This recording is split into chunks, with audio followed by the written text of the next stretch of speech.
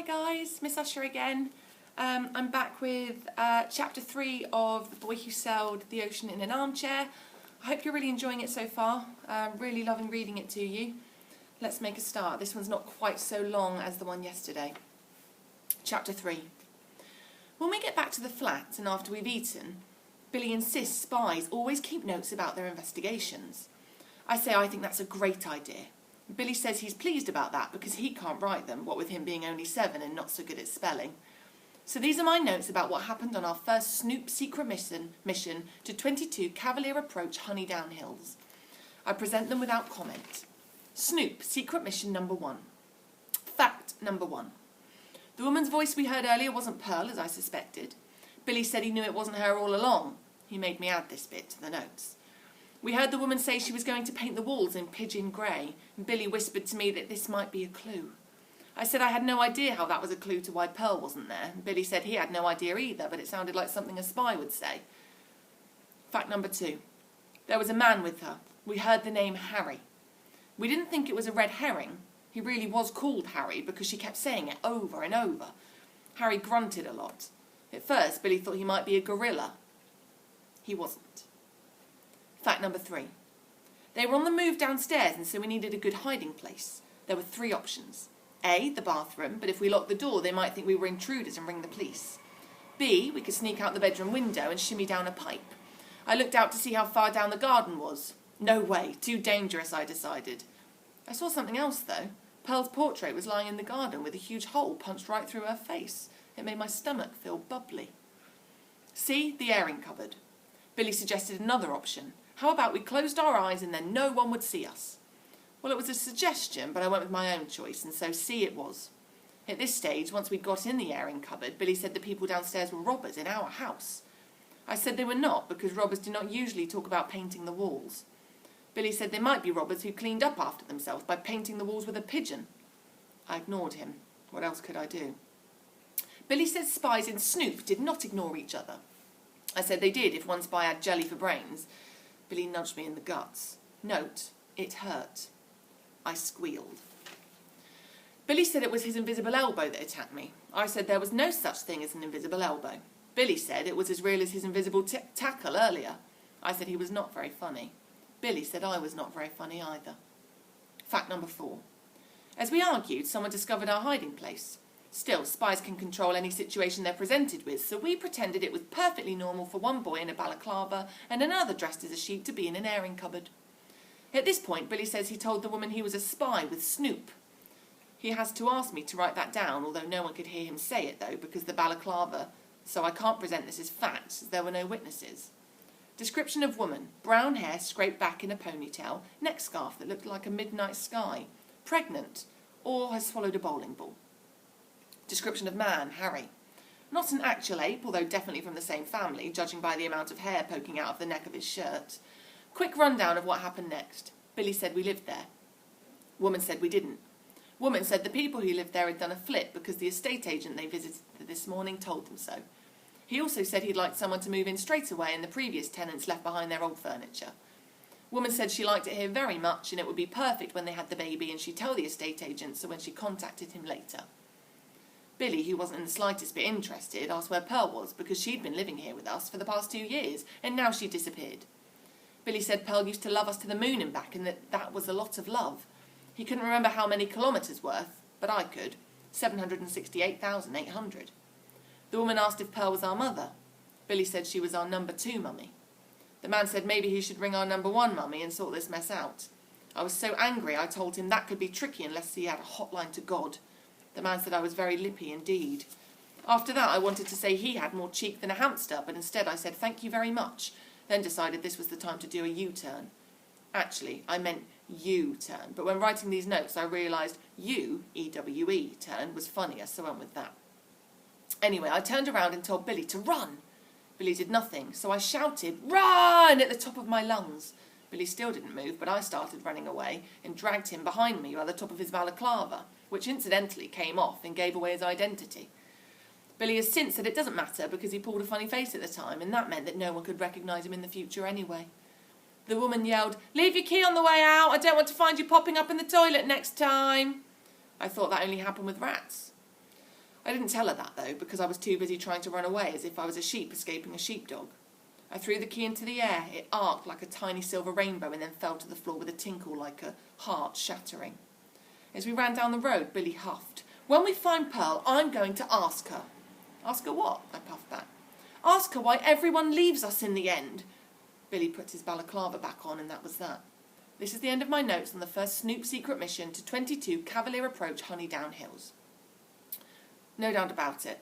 Our first Snoop secret mission was a failure. Billy said it was because Pearl had probably run off to the circus. Smart Billy's, apparently. I said I thought he'd got the name the wrong way around. No, Billy told me, he'd made up the circus name himself after someone he knew very well, and it was definitely Smart Billy. Well, I didn't think he knew anyone smart by the name of Billy, but I didn't like to say so.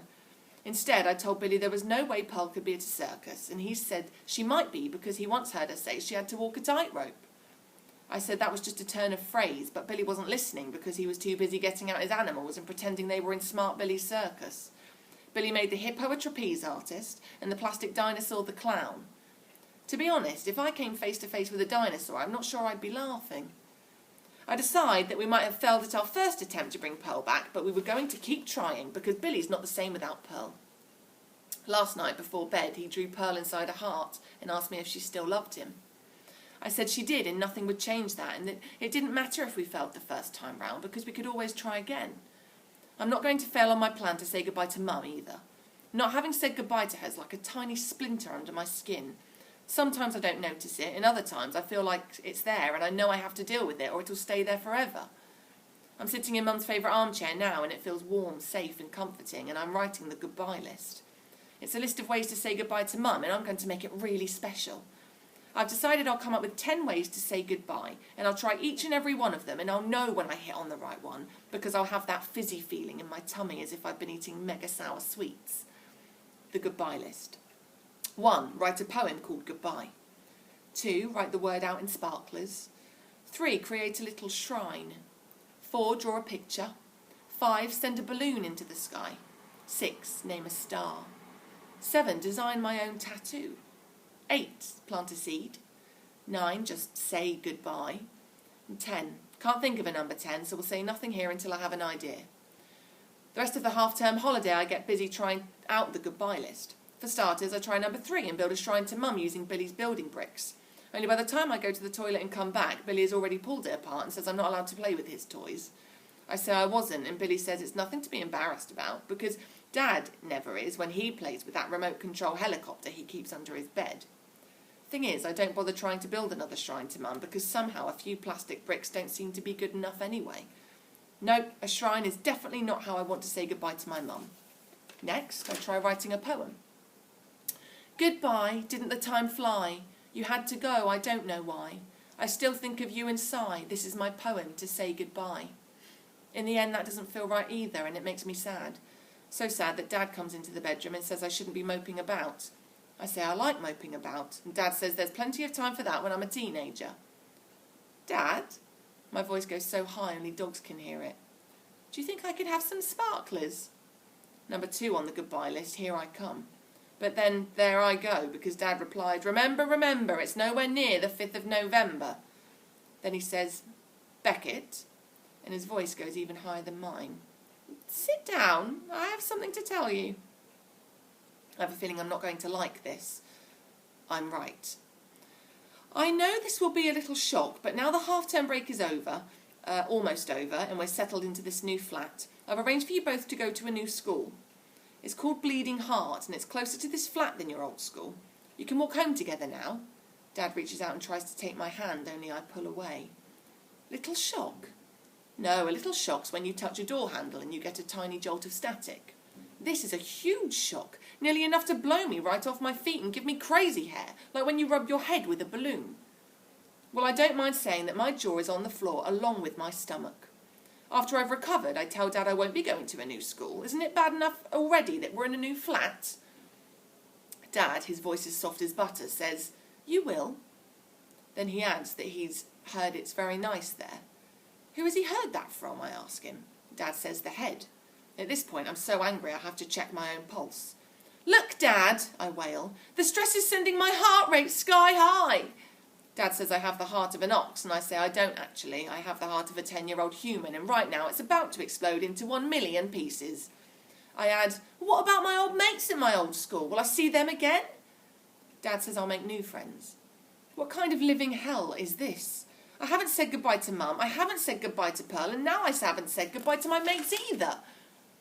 Later on, Billy has a nightmare and nudges me awake at 5:43 in the morning. I crawl out of bed saying I can tell him a story and make him fall asleep again. It's just what Mum used to do for me. Billy says he'd like that, and we both sit in Mum's armchair curled up like two little prawn crackers. At first I don't have a clue what sort of story to tell, but that's when I have an idea. Let me tell you a story, I say, of two boys. Two brothers who were making a journey in an armchair. I look down. An armchair just like this. Let me tell you how they survived the most terrible storm and how the armchair made sure they travelled safely to their destination. Billy swallows and looks up at me. Okay. A long time ago, two boys set off on a journey along with many others.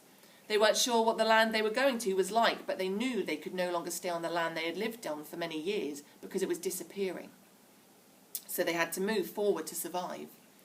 They bundled up all of their belongings, which wasn't much, just what they were wearing and an old armchair. They climbed on board the armchair and pushed it off into the ocean. Others did the same with their own vessels.